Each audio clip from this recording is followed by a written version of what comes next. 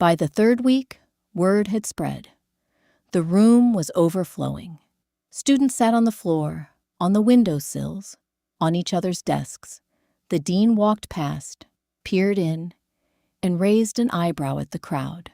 He had never seen anything like it. Elara had assigned a section of Wuthering Heights. Mina had assigned a paper on the neuroscience of obsession. Heathcliff is not in love, Mina stated. He is pathologically obsessed. His behavior meets the clinical criteria for obsessive fixation. That is not romance. That is a disorder. Elara slammed her book on the desk. Not in anger, but in theatrical outrage. You're diagnosing a fictional character, Dr. Park. He's not a patient. He's a symbol of passion, of grief, of love so consuming it destroys everything it touches. Exactly my point, Mina said, a ghost of a smile on her lips. It destroys. Love, real love, should not destroy. It should build. It should nurture. It should make people better, not worse. If your version of love leaves people broken, perhaps you need a new definition.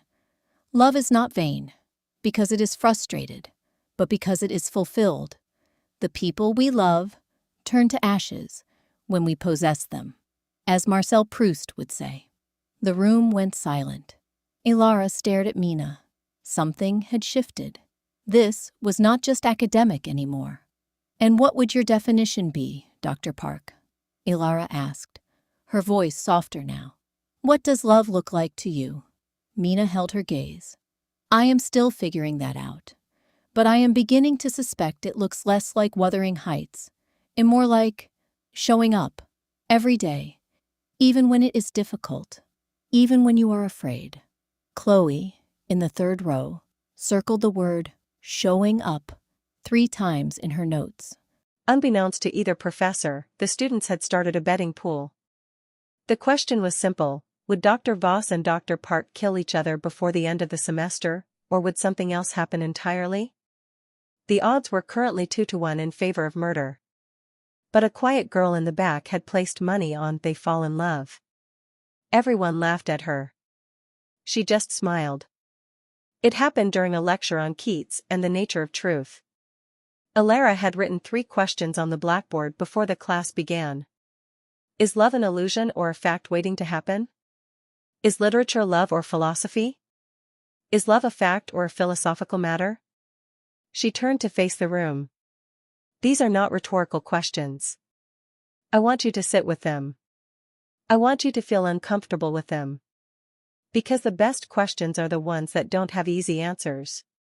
Mina stepped forward, voice calm, but there was something beneath it that had not been there weeks ago. Dr. Voss has posed questions that challenge the boundary between emotion and reason. I would argue that love is neither an illusion nor a fact but a hypothesis.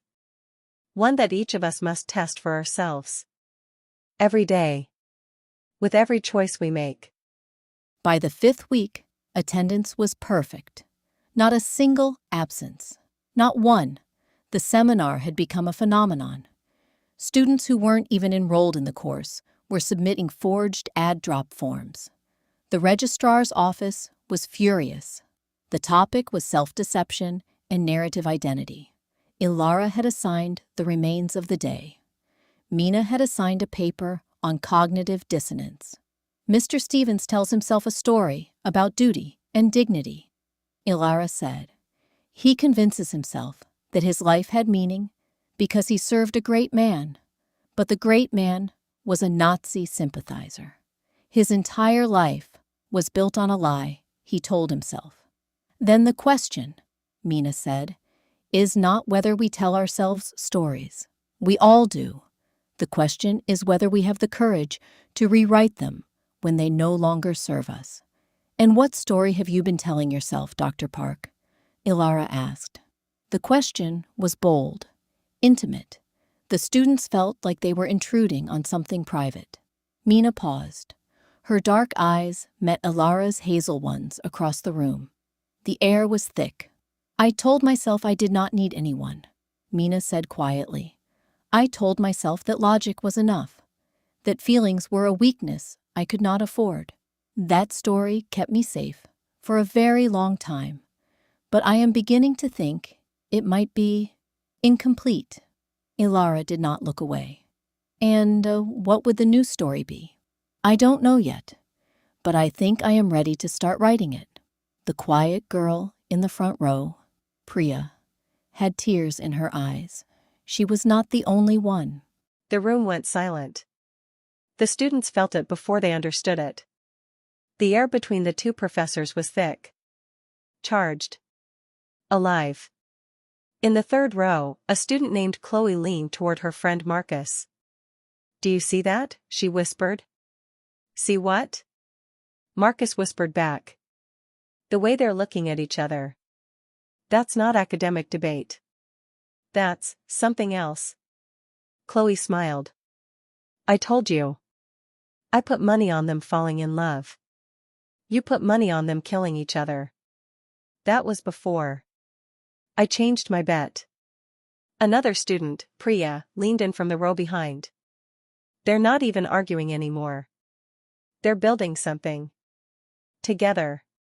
It's like watching two people invent a new language in real time." Marcus shook his head. "You're all reading too much into it. They're colleagues. They're just really passionate about Keats." But even as he said it, Elara laughed at something Mina said. And Mina, stoic, unshakable Mina, almost smiled. "Almost. Did you see that?" Chloe hissed. She almost smiled. Dr. Park almost smiled. "I saw it," Priya breathed. "I saw it and I'm never going to forget it." Marcus stared at the two professors, who were now standing closer than strictly necessary, their shoulders almost touching, their voices overlapping in a rhythm that felt more like a dance than a debate. "Okay," he admitted. "Maybe you're right. Maybe there's something there." Chloe grinned. "Told you." Narrative and Truth had achieved something no other course in Ashford University's 150-year history had managed: perfect attendance across every single session, and the highest average grade for an interdisciplinary seminar since records began. The dean was baffled, the faculty was jealous. Not a single student missed a class. Not for illness. Not for sports. Not for hangovers. The football team rescheduled practice. A student with the flu came wearing a mask and sat in the back row, refusing to miss what she called the best thing that's ever happened to me academically. Students were evangelical. They told their friends, their parents, wrote about the seminar in their graduate school applications. One student, Derek, changed his entire major from economics to philosophy because of Mina. Another, a shy girl named Sophie who had never spoken in class, submitted a final paper so brilliant that Elara read it aloud to Mina in her office, tears streaming down her face. At the final session, the students gave them a standing ovation. Not polite, a real one. One that lasted until Elara had to wave them quiet. "Thank you," she said, her voice thick. "This has been extraordinary." Mina stepped forward. "No. You have been extraordinary. Every one of you. You showed up. You engaged. You challenged us. You made us better. And you made each other better," Elara added. "That is the point. That was always the point." When the last student left, Elara and Mina stood alone in the empty seminar room. "Good semester, Dr. Park." "Good semester, Dr. Voss." Elara reached out her hand. Mina looked at it. And this time, she took it. Neither of them let go. Chloe collected her winnings from the betting pool 3 weeks later. She used the money to buy a first edition of Keats. She gave it to Elara as a thank you gift. Elara kept it on her desk, next to a small, handwritten note that said, "Literature is interpretation. Feelings are facts. MP."